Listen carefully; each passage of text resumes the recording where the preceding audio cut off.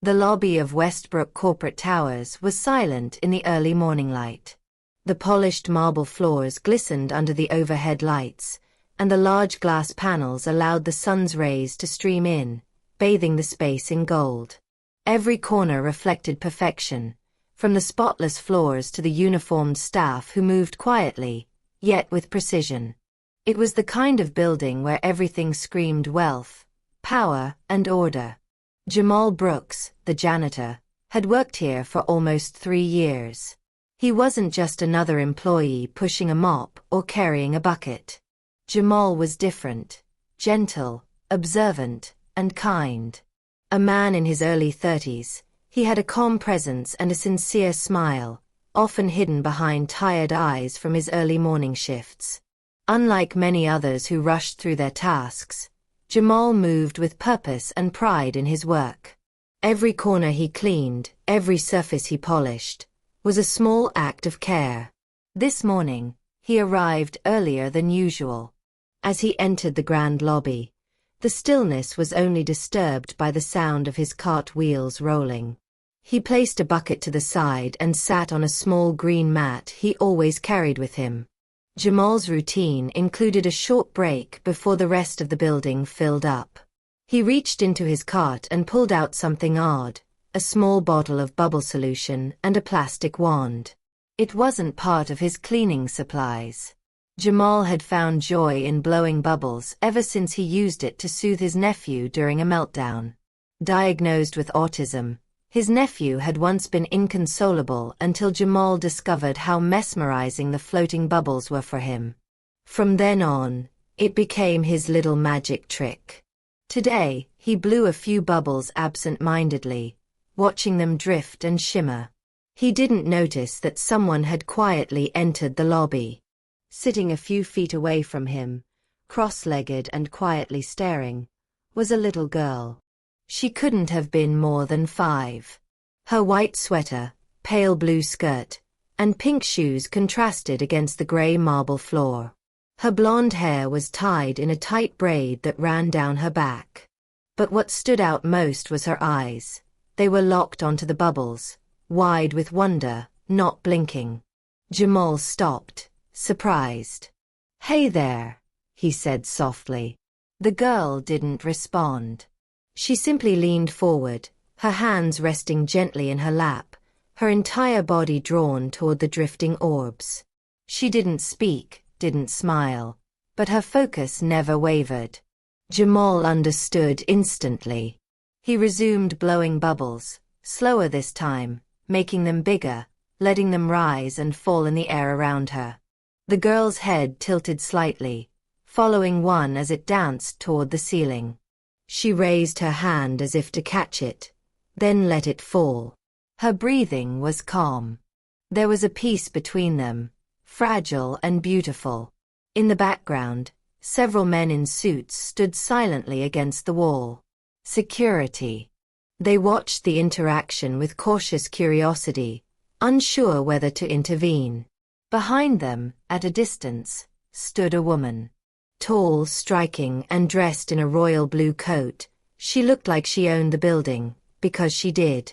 Victoria Langston, Billionaire CEO of Langston Enterprises, had just stepped in for a private early meeting.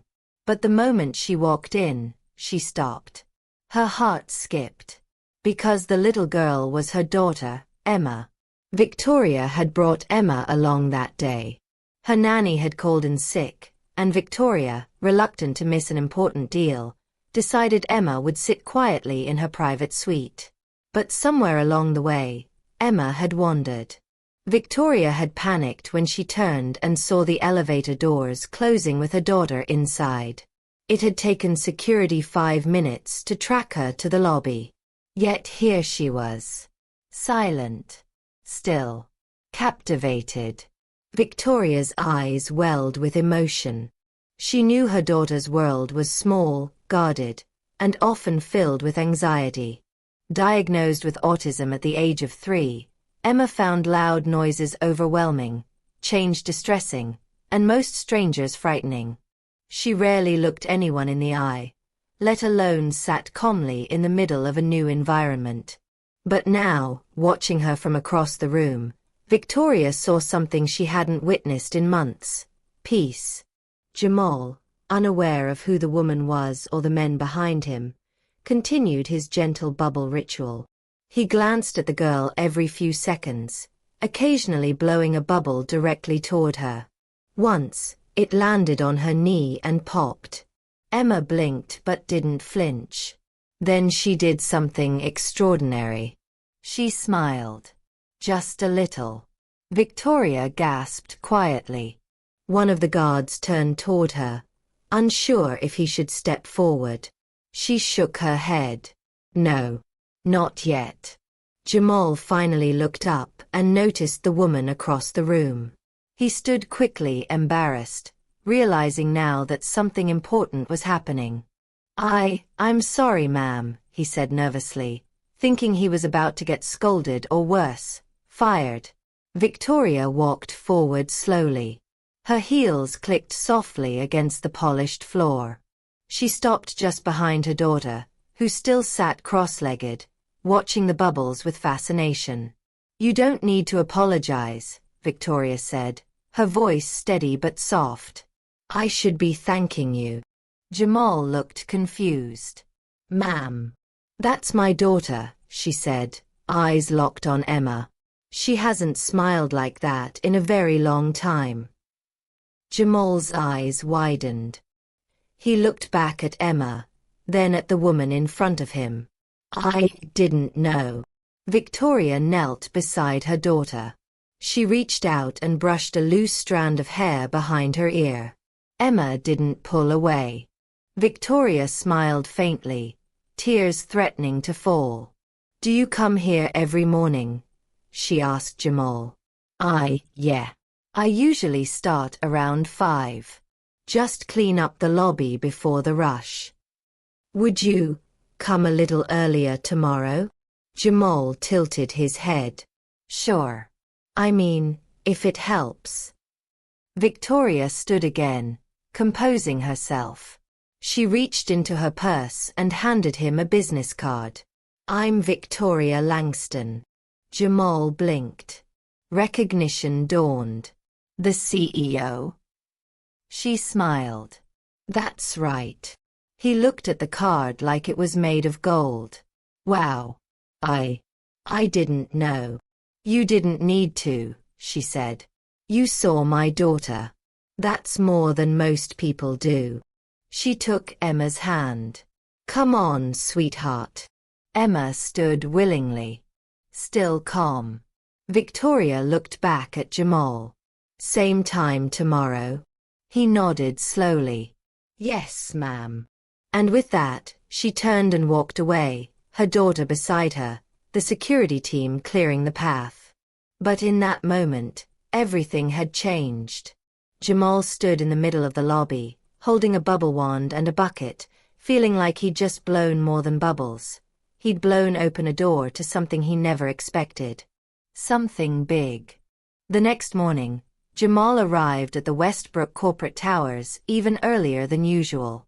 The sun had not yet risen, and the streets outside were hushed under a navy sky. Inside the gleaming building, his footsteps echoed softly as he made his way to the lobby with his cart. Everything was as it always had been. Sterile, polished, still. Except now, it felt different. Jamal set out his green mat and sat cross-legged on the same spot, bubble wand and bottle in hand. He wasn't sure if they'd come. Maybe yesterday had been a one-time moment, a beautiful, passing miracle. But he waited anyway, the kind of waiting that came with quiet hope. At precisely 6:15 a.m., the elevator doors opened. Out stepped Victoria Langston, elegant in another pristine designer coat. Her blonde hair was neatly curled, and her heels echoed confidently as she stepped into the lobby. Beside her, Emma held her hand. The girl wore the same pink shoes, this time paired with a pale lavender sweater. Her hair was again braided tightly, and her expression remained neutral, until she saw Jamal. Then, subtly, her posture changed. She let go of her mother's hand and walked toward the green mat. Jamal smiled. "Good morning, Emma." The little girl sat down in the exact same spot, cross-legged, hands in lap, eyes fixed on the wand. Victoria, watching from a short distance, felt her breath catch again. There it was, that calmness, that quiet connection. Jamal began to blow bubbles, slower this time, more deliberate. He varied their sizes and angles, letting some float higher than before. Emma watched in rapt attention, her fingers twitching slightly every time a bubble got close. Once she leaned forward and tried to blow one herself. It popped. She looked startled. "It's okay," Jamal said gently. "Try again." He held the wand out toward her. Emma reached for it slowly, grasping it like it was something delicate. Jamal opened the bottle, tilted it slightly so she could dip the wand in. Victoria stepped closer, ready to intervene, but stopped when she saw her daughter lift the wand and try again. She blew softly. A small bubble formed, not perfect, but enough. Jamal clapped quietly. "You did it." Emma looked at the bubble, then at him. Their eyes met for a split second. And for that single moment, it felt like the entire lobby stood still. Victoria wiped a tear from her cheek. "Would you mind walking with us?" she asked Jamal when the session ended 20 minutes later. He stood, unsure. "Ma'am." "Just for a moment." He followed them into the elevator, Emma holding her mother's hand but turning back to give Jamal a fleeting smile. It was the first time she'd looked back at anyone. Inside Victoria's penthouse office, things looked exactly how one might expect from a billionaire CEO. Sleek, minimalistic, and intimidating. Jamal felt out of place in his uniform and work boots. But Victoria motioned for him to sit. "I want to ask you something," she said, pouring a cup of coffee and handing him one without asking how he liked it. Jamal accepted it with both hands. "Yes, ma'am. I've taken Emma to specialists. Spent more money on therapies than I can count. But in 10 minutes with you, she did things I haven't seen in years." She sat calmly. She smiled. She engaged. "I didn't do anything special," Jamal said honestly. "I just let her be. And I blew some bubbles. Maybe that's exactly what she needs." There was silence. "I want to hire you," she said finally. Jamal blinked. "I'm sorry. Not as a janitor," she clarified. "As a personal therapeutic companion for Emma. I'd like you to come to our home every morning. Maybe even accompany her to a few classes. Help us ease her into a world that isn't so kind to girls like her." Jamal was stunned. "I don't have certifications. I'm not a therapist. I've already spoken to my advisors. You don't need certifications to care. We'll hire a licensed therapist to supervise and guide. You'd work alongside them. Learn. Grow." Jamal looked down at his hands, calloused from years of labor. He had taken this job to support his family after leaving college. This opportunity was unlike anything he had ever imagined. "I don't know what to say." "Say yes," she smiled. "For Emma." He nodded slowly. "Okay. Yes." The weeks that followed were nothing short of remarkable. Jamal began visiting the Langston estate each morning. It was vast and stunning, nestled in the hills with sprawling gardens and minimalist architecture. But what struck him most was how Emma welcomed him in small ways. At first, she would only sit near him. Then she began mimicking his actions, watering plants, blowing bubbles, reading books side by side. He learned to communicate not with words but with patience. He let her set the pace. When she was overwhelmed, he stayed quiet. When she was curious, he answered softly. Over time, she initiated, something even her therapists hadn't seen before. Victoria observed all of it. And with every interaction, her admiration for Jamal grew. Not just as someone who helped her daughter, but as a man of deep empathy and rare character. At a gala event one evening, someone mentioned the miracle worker she'd hired. Victoria smiled but didn't correct them. She knew it wasn't a miracle. It was presence, kindness, and simplicity, things the world often overlooked. One day, Emma did something extraordinary. She reached for Jamal's hand and whispered, "Thank you." Victoria, watching from the doorway, broke down in tears. That night, she sat Jamal down in her study. "You've changed her life. You've changed mine." He looked away, unsure of how to handle praise of that magnitude. "I don't know how to thank you," she said. "You don't have to," he replied. "She's the one who's teaching me." And it was true. Emma had shown Jamal a world where connection wasn't spoken, it was felt. Where healing didn't come in the form of grand gestures, but in quiet mornings and drifting bubbles. And for the first time in years, Jamal felt like he wasn't just working to survive. He was working to matter.